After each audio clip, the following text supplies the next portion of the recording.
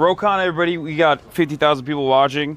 You always have excited. a lot of people watching. Well, not always, but sometimes. So, thank you for doing this.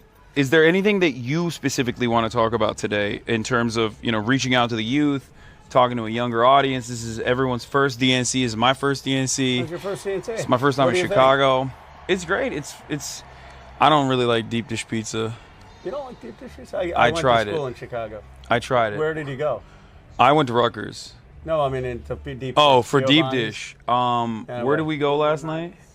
You gotta give it one more try. We. What is it? Lou's? Lou's, yeah, Lou's are pretty good. You don't like it, huh? No, it was not. I think thin crust is better. Deep dish when I come to Chicago, but even if we disagree over pizza, that we can agree on policy. Potentially. So actually, speaking of policy, are you? This is something I've been meaning to ask, but there's a meme called the Ro Khanna cycle. Are you familiar with this meme? I'm familiar with it. Okay, what do you? Politicians don't know their own memes? Do you see the memes that people post about you online? I've seen the Ro Khanna cycle meme. Okay, so what do you think about that? I think it's fine. I think, look, people in politics. I'm not. I have ideas that are new and complex. I support innovation. I support entrepreneurship. I support technology. I support wealth generation. But I believe that wealth should be taxed and that we should have progressive policies of Medicare for all and free college. And so some people are like, well, how can he support policies of innovation and entrepreneurship but also be a progressive? And it's because I have this vision that you have to have both wealth generation and progressive policy. I am someone who believes deeply in human rights and believe deeply in standing up for human rights because of my grandfather, who spent 4 years in jail and part of Gandhi's independence movement.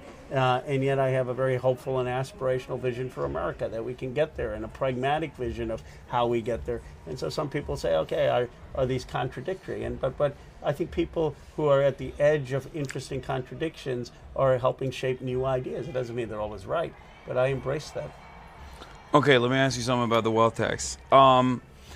I agree with you, and I do think that there's nothing inherently wrong with wealth generation. I guess there's something a little bit wrong with the way that people generate wealth in terms of the extraction of surplus labor value, but we don't even need to get into that. What I want to ask specifically is the idea that people claim that a wealth tax is completely impossible. What do you say to those people? Just not true. I mean, if you tax, first of all, why not try it to say before you say it's impossible? What's going to happen? Maybe we do already try it. Property taxes, right? Yeah, exactly. And 93% of wealth is in America. So what are they going to do? Are they going to take their money and put it in China? Come on. They're not going to take their money and put it in India. They're going to pay the tax.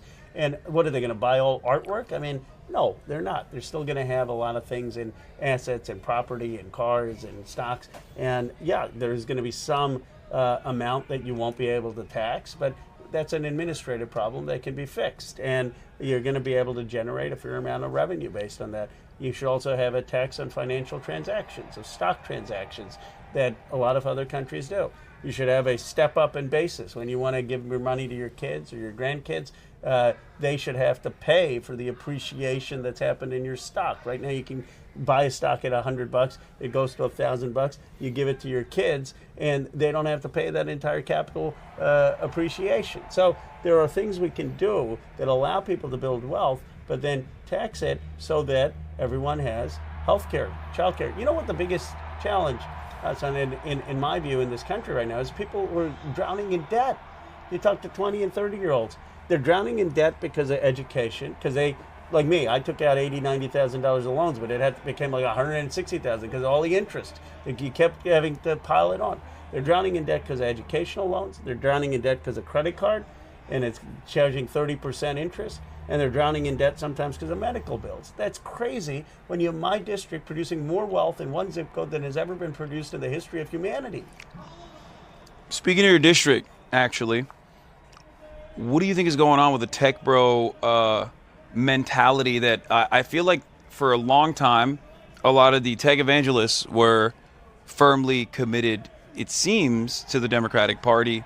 And I feel as though there's a little bit of a change. You got the All In podcast, those guys, and many of these like entrepreneurs who are now finding themselves in the throes of the Republican Party more and more. Do you have an opinion on that? Do you know why that's happening? I personally think, not a big fan of a lot of the tech giants in general.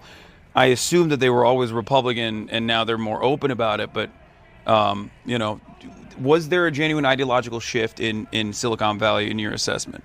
There has been a slight shift. I mean, 2/3 of people are still supporting the Democrats, but it used to probably be 4/5. So there has been some movement, and the people who are not supporting Democrats are louder. There are a number of reasons. One is something where I think the party should correct. I think we've been unnecessarily hostile to Bitcoin and some of the digital assets. And we can debate whether they have innovation in financial instruments. But at the very least, they're a currency that a lot of people around the world use. They're people who use it in authoritarian nations, who use it in nations with inflation. And we shouldn't be as negative on it. So that's created some negative vibes, and those folks tend to be loud. Then there are folks who are younger in Silicon Valley, many of the PayPal guys, and they don't believe in the state having a positive role. And I think that's just... I think they don't believe in the state, period. Yeah, and that's just a misunderstanding of history. Because Tesla was funded by Obama. SpaceX was supported by Ash Carter. The Silicon Valley came into existence because of Kennedy's call to go to the moon and NASA buying semiconductors. So there's a misunderstanding of history and the role that the state has played in allowing for innovation, and we've got to do a better job in making that case. Yeah, let's talk about Elon Musk. What do you think about him being, in virtually every industry? Tesla was not only, it's not just SpaceX, which is an offshoot of NASA. It's like a privatization initiative that normally was handled by the state originally, right? So it takes a lot of government subsidies. I would say that, what's Elon Musk's internet service? Starlink, which now he also has Star Shield, I guess, which is like the more defense contractor side. That's, again, defense contracting, so that's still state subsidies in that regard. But more importantly, Tesla's green energy initiatives, or not Tesla's green energy initiatives, but as you mentioned, Obama's green energy initiatives and like credit swaps kept Tesla afloat at a time when he was damn near bankruptcy, which maybe we should have let him be bankrupt. But and now he's out here talking about how the government is overspending, that the government is spending far too much money, using this like ridiculous reactionary right wing and somewhat populist sentiment to try to engage with the average person as though he is not taken in billions of dollars and have generated this immense wealth as a direct consequence of government subsidies. Why do you think he's made this dramatic shift to the right? Well, I'm going to recommend that he comes on your podcast. His baby mama was on my podcast back in the day, Grimes.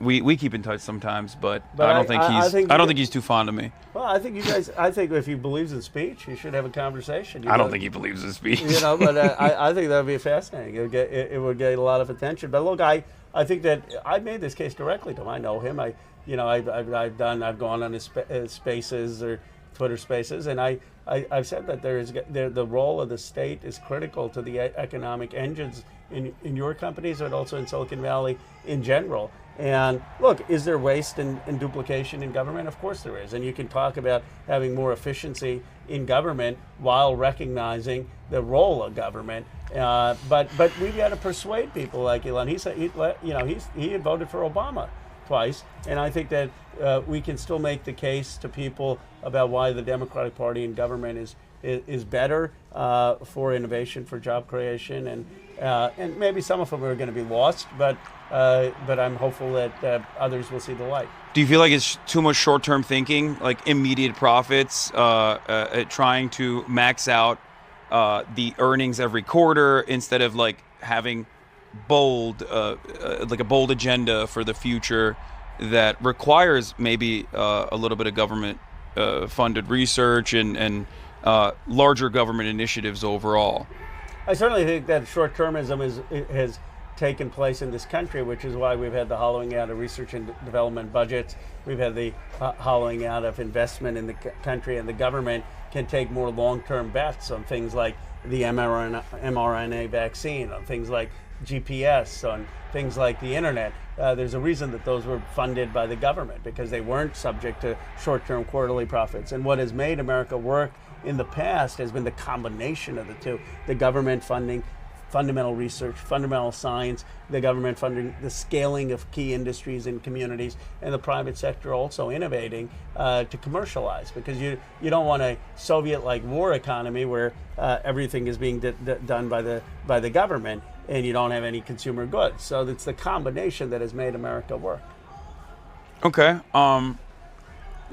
Agree to disagree on certain aspects of that, but let's switch gears a little bit and talk about, I guess, war instead of the war economy.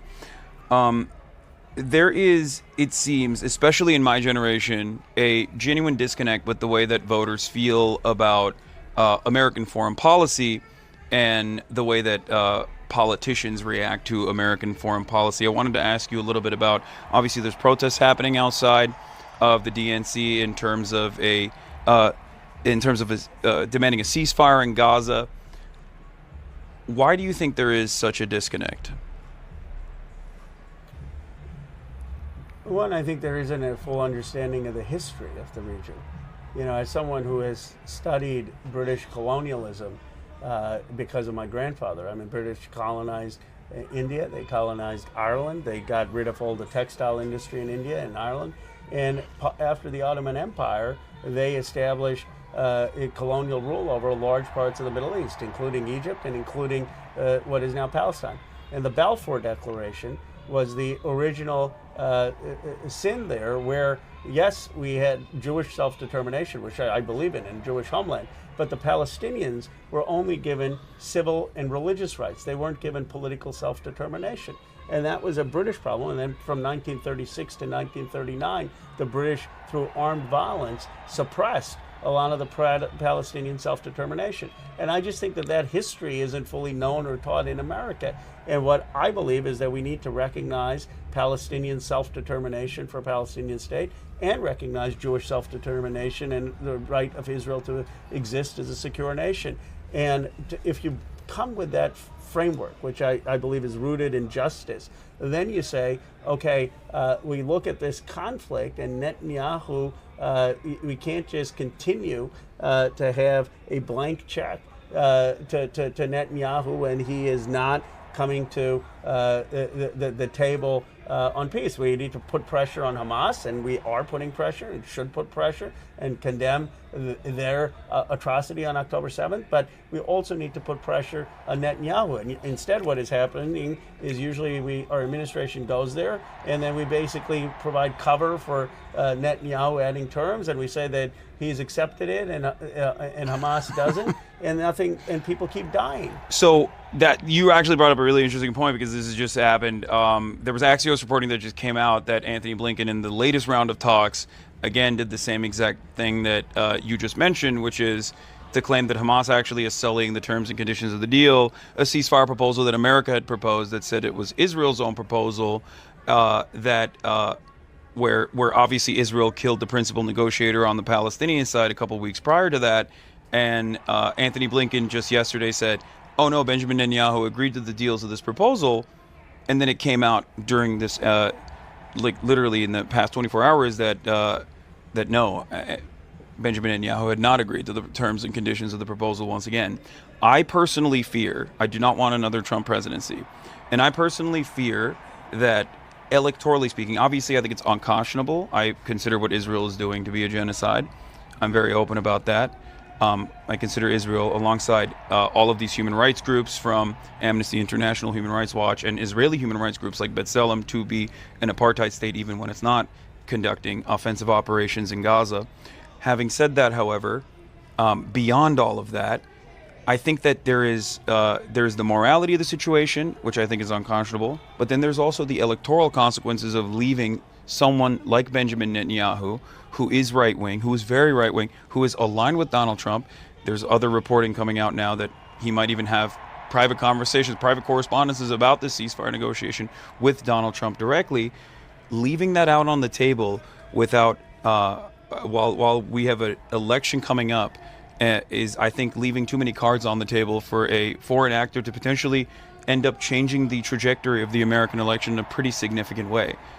Do you feel like the Democrats are seeing that as a reasonable threat in terms of in terms of like what Benjamin Netanyahu might be able to do that would potentially lead America into war as well, into this conflict directly? Do you feel like within the caucuses there is like a genuine perceived threat of such a reality? Well, I agree with you on the danger of Netanyahu. I would use different language in characterizing Israel. I mean, what I believe is that Israel is illegally occupying the West Bank in Gaza, and that that occupation is illegal. But I've been to Israel. I think Israel should exist as a secure state, and that Israel is an ally. But we should be against the occupation. We should be for a two-state solution, and we should recognize a Palestinian state and be one of the 143 countries around the world that does that, which in itself would be a bold policy. So while I don't use some of the language you do, I would just a disagreement. I am quite progressive on the issue, and I was one of 37 Democrats who voted against a blank check and giving offensive aid to Netanyahu because of the concerns of human rights. And I have no love for Hamas. I think they have been engaged in brutal terrorism, but I don't think that the solution is militarily possible if eradication of Hamas, what Netanyahu is trying to do, is not achievable. A reality that Defense Minister Yoav Gallant also has admitted, recognized. It's seemingly only Benjamin Netanyahu, Itamar Ben-Gvir, and Bezalel Smotrich that are refusing to recognize that reality, that Hamas is not a military solution, but it's a political one. What we should have done is listen to our allies, the Gulf allies, the Saudis, Jordan, Egypt, and participated in a summit on the future of Palestine and brought in Palestinian civil society, brought in Israel, Egypt, and say, how do we work towards a two-state solution that is an alternative to the governance structure of Hamas? But the first thing we need to do is bring an end to the war. And what Netanyahu's condition that he wanted, which is to have a continued presence of Israeli troops on the border of Egypt, that's not just opposed by Hamas, that's also opposed by Egypt. And so my view is that we need to pressure Hamas through diplomacy in Qatar, through diplomacy with Egypt, through outreach and clarity with Iran to make sure that Hamas is releasing the hostages. But we also need to put some pressure on Netanyahu, because otherwise Netanyahu can continue to defy the United States. If there's not a ceasefire, and if Iran engages in any kind of retaliation for the assassination of Hamas's political leader, then you'll risk the start of a broader war in the Middle East, and that's a big risk to and world potential peace with the potential of American troops also being deployed in the region with carriers all surrounding the Arabian Peninsula at this moment. Exactly, and Lindsey Graham's already cheerleading for a war in Iran, and Netanyahu would want nothing more than to drag us into a war against Hezbollah and Iran, which I vehemently oppose. So I think that this is a time, Mehdi Hassan has written about it, that we need a pivot from Vice President Harris. I'm glad that they're engaging, but we need a pivot like Hubert Humphrey had in the Vietnam War. The problem is Humphrey did it in October, and if Humphrey had done it in September, he may have won. But Vice President Harris should give a speech. Here is how my vision is going to differ on the Middle East. And that speech should be about not just a permanent ceasefire and no release of hostages, but making it clear that we're going to uphold the Leahy law, that the State Department is going to uphold international law, and that Netanyahu's not going to get a blank check, and that Netanyahu has really defied the administration, and that we're going to hold both sides accountable for ending the violence that is making Israel less secure, that is making the hostage families less secure. Yeah, no, that's great. Do you feel like there is a real hurdle in terms of what Kamala Harris can say versus what kind of pressure she could potentially apply internally, as she is still currently a part of the Biden administration as the vice president? I think the biggest way to get a shift is to make a speech about it, or to do an interview with you. I mean, I agree. And then that she is the nominee. She has extraordinary power now. In the administration, I think that would push the administration in the right direction. And so that is what I have said publicly. That is what I've said privately. And I say that not just because it's about an election. It's about human lives. I've got people in my district who have had 16, 17 people and their families killed in Gaza. I've also had people who had family or friends killed on the October 7th attack. And what I want is for this violence to end. And what I want is for a shift in foreign policy. Anyone who thinks that this foreign policy of ours has been successful when we've had a war for 11 months, 40,000 people dying, is just wrong. There's no historian who's going to think, yeah, that was great policy. It's obviously been a failure. Yeah. Okay, we can do that. You want to walk and talk? Walk and talk works. All right, let's do it. This space is cool. So what do you do for fun? I spend time with my kids. Do you work out? I swim and I go on walks. That's my form of workout. But I don't go. I used to when I was younger go hit the gym, but that has. You're kind of tall. You don't ball? Huh? You don't ball? I used to. I don't know. I don't know where we're going. This way? We're gonna go this way. Do you work out? You look like you work out. I work out a little bit. Who's your favorite Republican congressperson? I like Mike Gallagher. He just left Congress. Okay, is this a safe pick? Someone who just retired? I'm trying to think of someone who's there right now. Brian Fitzpatrick is a good guy. This way? He represents my hometown of Bucks County.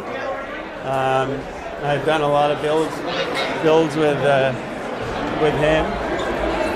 Those are two at the top of my head. I work a lot with Todd Young.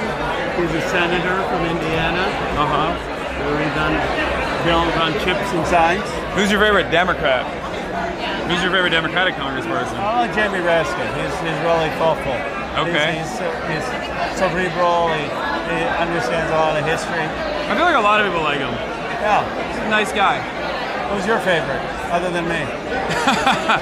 I don't know. Who's my favorite? It's hard. Maybe. I really like Ilhan Omar. I like Rashida Tlaib. I like AOC. I like the whole squad. Yeah. Bernie, of course, as well. Where are you? Are you all in on Harris, or are you waiting and seeing, or where are you? I'm waiting and seeing. You asked how I feel about Harris. Am I like fully in the tank? No, I would like to. I think that the Democratic Party. I'm very critical of the Democratic Party at times. And I think that. I think that they've done a bunch of things that are very, very different than how the Democratic Party normally operates. I feel like one of the biggest issues that I have is that they run scared. Like the Dems, oftentimes they run scared. They're very afraid of being called a radical. They're very afraid of progressive policies or like signing their name on progressive policies. And I think when Republicans run the narrative of crime hysteria, when they run the narrative of immigration panic, I think that's pretty successful, and Democrats don't usually counter narrative against that. And then, of course, you leave a lot of falsehoods on the table when you don't counter message against that. And then all of a sudden, polls reflect that reality, and Dems love focus testing. How would you counter message on crime and immigration? Easy. Look at the data. Crime is at an all-time low. The minor blip that happened in crime mostly focused on homicides. And it was a one-off. It, of course, immediately went away. Now it's down 40% in places like Philadelphia. So, and even at that time, people were, that's a fact. Use facts to address the made-up hysteria from Republicans. These are falsehoods. They're running on complete falsehoods. They're running on emotional anecdotes. And obviously, when you see a lot of homelessness, you think, oh, that's crime. That's a criminal. Like immediately, that's how people personalize the crime that they're experiencing, when in fact, like, there is no organized retail theft. The notion that local news and national networks were running on organized retail theft while showing National Retailers Association numbers on shrink, when shrink was only going up adjusted to more foot traffic, more people going out and shopping, was ridiculous. That was something that they could have easily addressed, and instead they did not do that. And I would say we, during the red wave that didn't really happen, but it turned into a red puddle. Like I think, like in places like New York, Democrats leaning on that crime narrative and that crime hysteria, actually led to worse results for the Democratic Party in comparison to other places. Yeah. My uncle, I know you know him. Yeah, Cenk. Cenk, yeah. So he got swept away by the crime narratives. Like he became pretty, in my opinion, reactionary. We debate all the time about this stuff, especially on Thanksgiving. I call it Thanksgiving. He comes over, we debate on issues that we disagree on.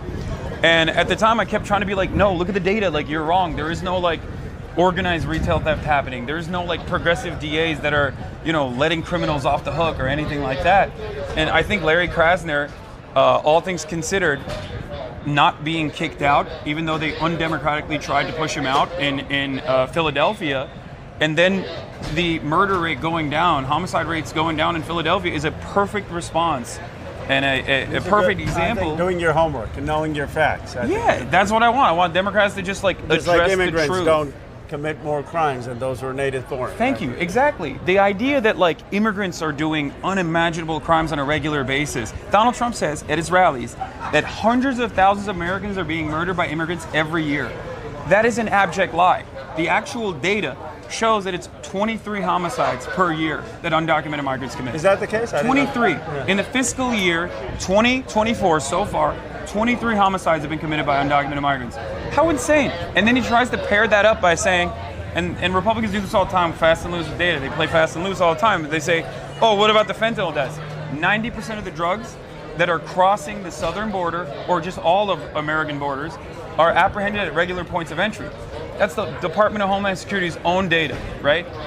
That's border apprehensions, right? They're not actually coming in the pockets of like otherwise law-abiding, as well what as about the other from 10% though? Yeah, okay, that's a great concept, but like that's not how you write policy, Yeah. right? Yeah. It's like saying, okay, 23 too many murders, right? Like you could say that, Yeah. but ultimately there's 10,000 plus homicides happening in this country. Like it would be like your house is on fire and you're worried about the color of the curtains. You know what I mean? Like it's a minor aspect of a major problem. So it's just pure Republican hysteria, hyper focusing on migrants, and then lying about this situation by hyper focusing on these anecdotes that are not, What's your resembling hope that the reality. progressives are going to emerge as a big force in the next 10 years in American politics? I don't know if the progressives will emerge as a big force in the next 10 years in American politics. I have no idea. You got to keep growing.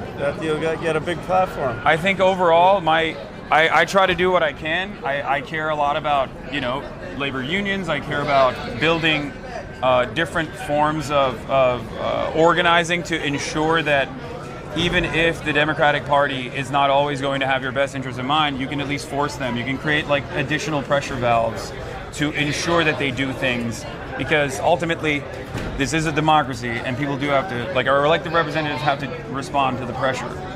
But we have progressives who are pushing for policies on a living wage, Medicare for all, free college, getting people out of debt, the medical debt, the student debt, the credit card debt, and more importantly on a just foreign policy, which I think we will move towards. I mean, more and more, 37 of us voted against the offensive weapons to Netanyahu. There's a greater understanding that we've got to have a move towards peace and not overseas wars, and that Iraq was a colossal mistake, and that we don't want to get into a war with Iran.